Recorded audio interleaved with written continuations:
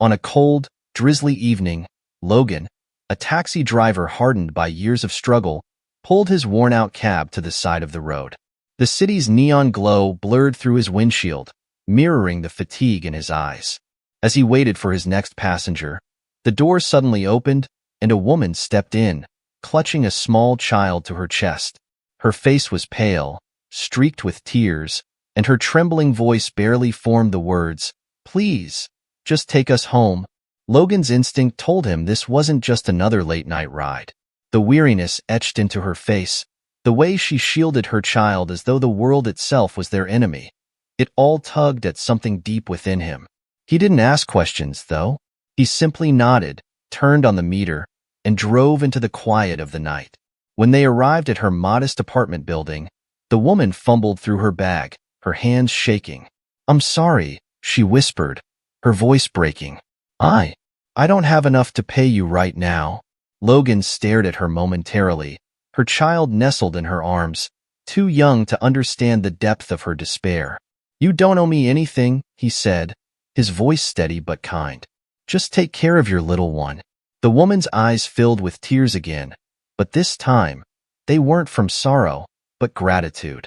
She tried to thank him, but the words caught in her throat. Logan simply nodded and drove away, the image of her holding her child lingering in his mind. For Logan, this wasn't a moment of heroism. It was simply the right thing to do. Yet, he didn't know that this small act of kindness was about to send ripples through his life, forever altering its course. As Logan lay in bed that night, the events of the evening played over and over in his mind. He wasn't a man given to deep reflection. Life rarely gave him the luxury. His days were spent navigating the bustling streets, picking up passengers, and hustling to cover bills that never seemed to end. But tonight was different. The woman's tear-streaked face and the fragile innocence of her child stayed with him like a lingering melody he couldn't shake. He thought about how unusual it was for him to refuse payment. Every dollar mattered, especially with the rent overdue and his cab needing repairs. Yet, something about her desperation had struck a chord in him. What could have pushed her to such a breaking point? He wondered. Was she fleeing from danger? Had she lost someone she loved? Questions swirled in his mind as sleep eluded him. Just as he drifted off, his phone buzzed on the nightstand. He frowned, glancing at the clock. It was almost midnight. Calls at this hour usually meant bad news. He hesitated, his hand hovering over the phone, but something urged him to pick up. "Hello?" he answered, his voice groggy but alert. "Is this Logan, the taxi driver?" A calm but serious voice asked. The question sent a jolt through him. It wasn't often that someone tracked him down after a fare. "Yes, that's me," Logan replied cautiously. "Who's this?" "I'm calling on behalf of the woman you helped earlier tonight," the voice said, tinged with urgency. Logan sat up, now fully awake. His mind raced. Had something happened to her or the child? "She's safe," the caller reassured him quickly, as if reading his thoughts. "But there's something important we need to discuss. She didn't share her story with you earlier, but asked us to reach out." Logan's heartbeat quickened. What could this possibly mean? Before he could respond, the caller continued, "She told us about your act of kindness. It's something she, and we, will never forget." Logan leaned against the headboard, clutching the phone tightly. The calm voice on the other end began unraveling a far more complex story than he could have imagined. "The woman you helped," the voice said, "is named Amelia. She's been through more than most people could bear. She comes from a wealthy, influential family, but tragedy drove her to leave them behind years ago. She lost her husband unexpectedly, and in her grief, she distanced herself from everyone who cared about her." Logan frowned, confused. If she was from a wealthy family, how had she ended up in such a desperate state? The voice explained further. Amelia tried to build a life independently, refusing to rely on her family's fortune. But life hasn't been kind to her. Tonight was one of her darkest moments. She was at her breaking point, feeling like she had no one to turn to. And then you came along. Logan's mind reeled. He had sensed her pain, but he hadn't imagined the depth of her struggles. He remembered the way she clutched her child as though shielding them from a cruel, unforgiving world. Before he could speak, the caller added, Her family has since learned of your gesture. They want to meet you in person. There's more they need to tell you. Things that can't be explained over the phone. Logan hesitated, suspicion creeping into his thoughts. Why would a wealthy family care about a simple gesture like refusing payment? His life was an endless grind. He wasn't used to receiving gratitude, let alone attention, for simply doing what felt right. Still, curiosity tugged at him. "All right," he said slowly. "When and where?" The caller gave him an address, one in the wealthiest part of the city, a neighborhood Logan had only ever driven through while ferrying passengers. "Come tomorrow morning," the voice said. "They're eager to meet you." After the call ended, Logan sat in stunned silence. Part of him wondered if this was a mistake or some strange misunderstanding, but a quiet voice inside him whispered that something extraordinary would unfold. Logan's old taxi sputtered to life the following day as he pulled away from his small apartment. The address he had been given led him to a part of the city he'd rarely ventured into. Wide streets lined with manicured lawns, towering gates, and homes so large they seemed to belong in another world. As he drove, doubts crept into his mind. What if this is a mistake? What could they possibly want from someone like me? When Logan finally arrived, he parked his cab on the street and took a deep breath. The house in front of him was grand, more like a mansion. Its tall iron gates stood open as if expecting him. Swallowing his nerves, Logan rang the bell and walked up the winding stone path. Almost instantly, the door opened, revealing a man in a tailored suit. "You must be Logan," the man said warmly. "I'm Ethan, a close family friend. Thank you for coming." Logan nodded, unsure what to say, and followed Ethan inside. The house's interior was even more opulent than he had imagined. Marble floors, crystal chandeliers, and walls adorned with paintings that looked like they belonged in a museum. As they walked through the grand hallway, Logan couldn't help but feel out of place. His scuffed shoes and worn jacket seemed like a glaring contrast to the elegance around him. Finally, they entered a large sitting room, where Amelia sat waiting. Amelia looked up as Logan entered, and for a moment, her eyes softened. She looked completely different from the woman he had driven home the night before. Gone was the despair etched into her face. She now seemed calm, composed, and grateful. "Logan," she began, standing to greet him, "I don't even know how to thank you. Last night, I felt like I was at the end of my rope. You didn't ask me any questions, didn't judge me. You just helped." Logan shifted uncomfortably, and used to this kind of attention. "It was nothing, really," he muttered. "I just did what anyone would have done." "No," Amelia said firmly. "Most people wouldn't have. What you did reminded me that there are still good people in this world." Before Logan could respond, Ethan stepped in.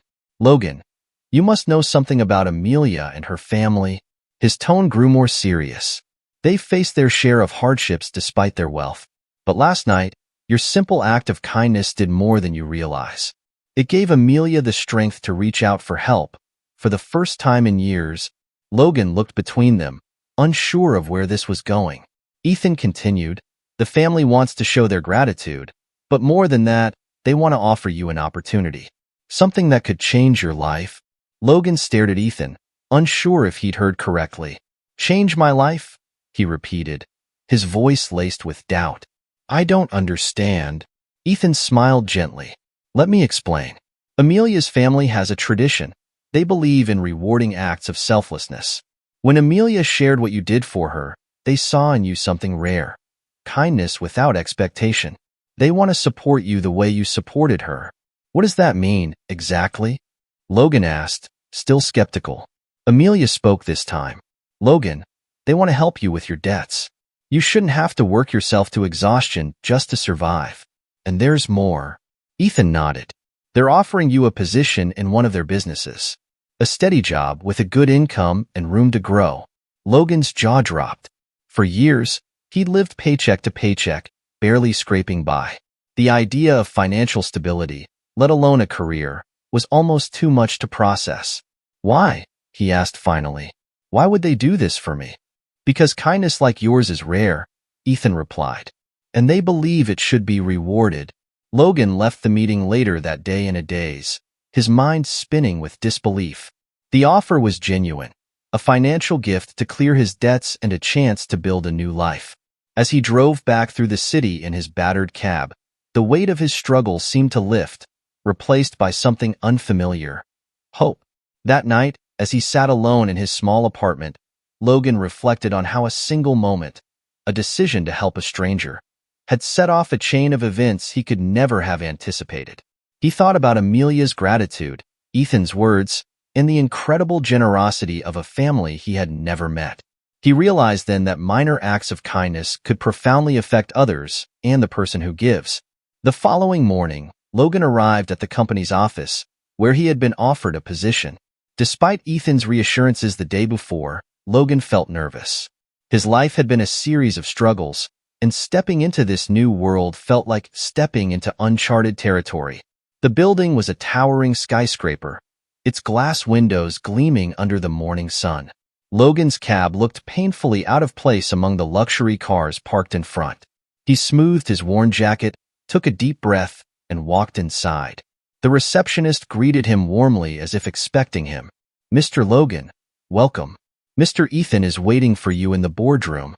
Logan swallowed hard and followed her directions to a sleek conference room where Ethan stood by the window. "Glad you made it," Ethan said with a smile. "Let me show you around and explain your role." The tour of the company left Logan overwhelmed. He was shown to his new office, a modest but comfortable space, and introduced to a team that would report to him. He oversaw logistics for one of the company's philanthropic projects, ensuring resources reached underserved communities efficiently. It wasn't just a job. It was meaningful work, something Logan had never imagined for himself. By the end of the day, Logan felt both exhausted and exhilarated. The weight of his financial burdens seemed to ease with every passing hour. For the first time in years, he allowed himself to think about a future that wasn't defined by survival but by purpose. A few weeks into his new role, Logan was invited to dinner at Amelia's family home. The invitation felt personal, not professional, and he wasn't sure what to expect. The same grand mansion welcomed him when he arrived, but it didn't feel as intimidating this time. Amelia greeted him at the door, her child clutching her hand. She looked radiant, her composure now a testament to her regained strength. "Logan," she said warmly, "thank you for coming. There's someone eager to meet you." Logan followed her into the sitting room, where an older woman and man sat waiting. Amelia introduced them as her parents, Margaret and Charles, who had recently reconnected with her after years of estrangement. Margaret stood and walked toward Logan, her expression both kind and emotional. "Amelia told us everything," she said. "You were a light for her in one of her darkest hours. I don't know how to thank you for what you did." Charles nodded, his voice steady but warm. "You reminded us of the importance of kindness, even in small ways. It's a lesson we won't forget." As the evening unfolded, Logan learned more about Amelia's struggles. Her husband's untimely death had left her devastated, and the weight of raising a child on her own had driven her to leave her family, believing she needed to face her pain alone. The night Logan picked her up was a turning point. His compassion gave her the courage to reach out to her parents for help. Logan listened quietly, humbled by the idea that something so simple could have a profound impact. Amelia's child climbed into Logan's lap as dessert was served, giggling as if they had known him forever. The warmth in the room was undeniable, and for the first time in years, Logan felt like he was part of something bigger than himself. Over the following months, Logan's life transformed in ways he hadn't thought possible. His work at the company became a source of pride and fulfillment. Each day brought new challenges, but Logan embraced them wholeheartedly. He coordinated shipments of medical supplies, food, and clothing to needy communities. Realizing that his role went beyond logistics, it was about making a difference. Despite his busy schedule, Logan remained connected with Amelia and her family. Their bond deepened with each passing week. Amelia often invited him over for dinner, and her child, Sophia, had grown especially fond of him. She would run to him with open arms whenever he arrived, filling his heart with a joy he hadn't felt in years. One evening, Amelia shared something that took Logan by surprise.